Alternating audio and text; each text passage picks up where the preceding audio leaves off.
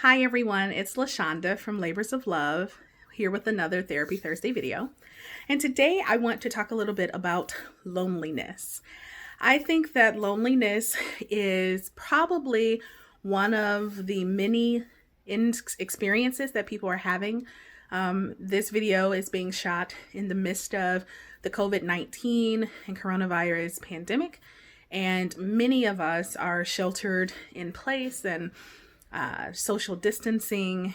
And I just think that loneliness is an experience that many people are having. But I wanted to talk a little bit about how it can take on many different expressions.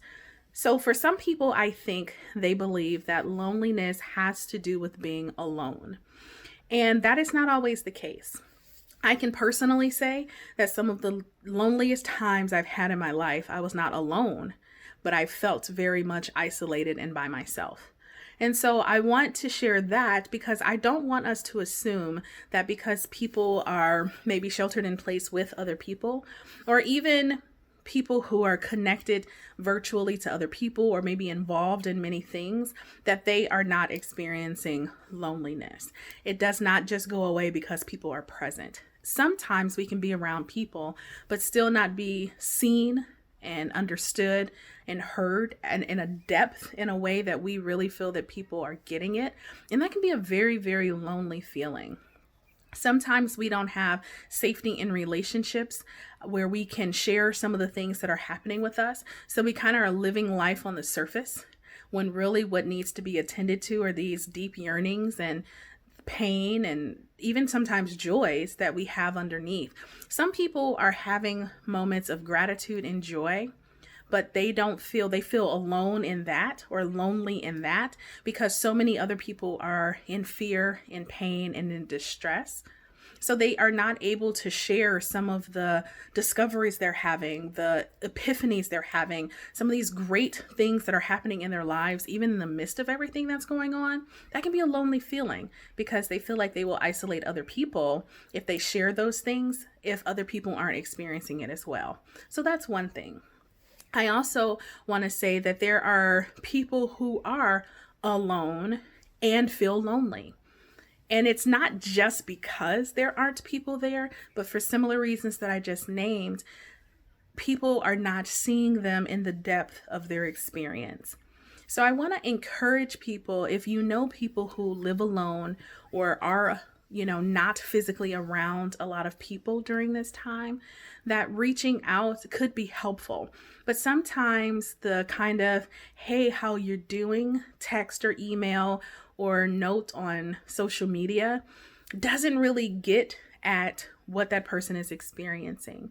I've had many people tell me that, the depth of their despair that they're having feels so heavy and so alone that when people do reach out to check on them, they feel like they would be burdening them with everything that's going on. So they just say, oh, I'm fine. So I want to end by maybe offering a couple of suggestions.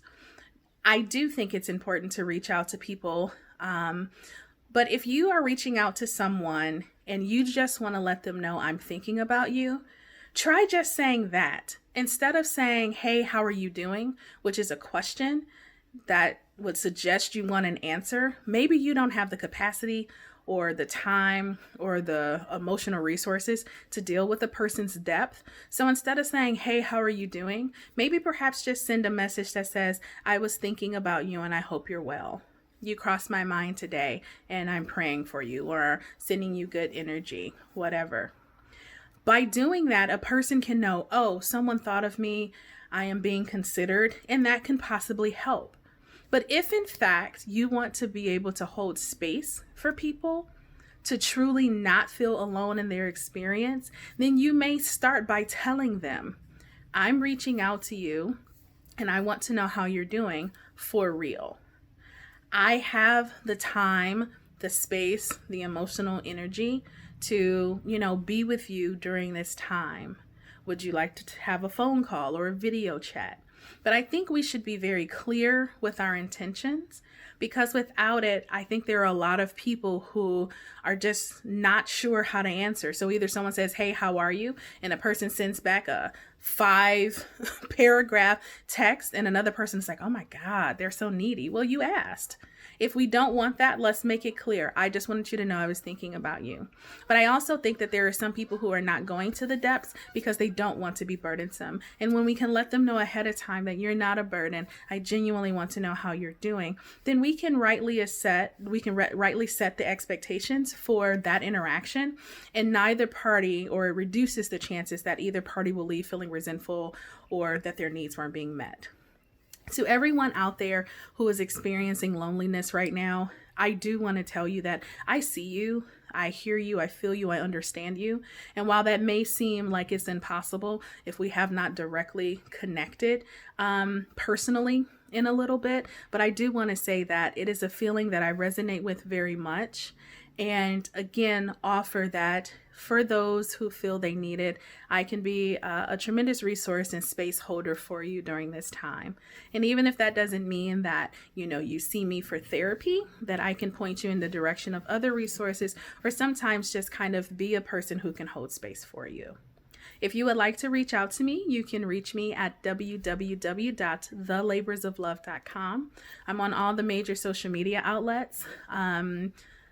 Facebook is Labors of Love, Counseling and Consulting. Twitter and Instagram, Labors of Love 513, and LinkedIn, The Labors of Love. And don't forget that we have a podcast, the Labors of Love podcast. We drop an episode every Tuesday, and you can get that anywhere you listen to your podcast. Until we connect again, you all, please be well.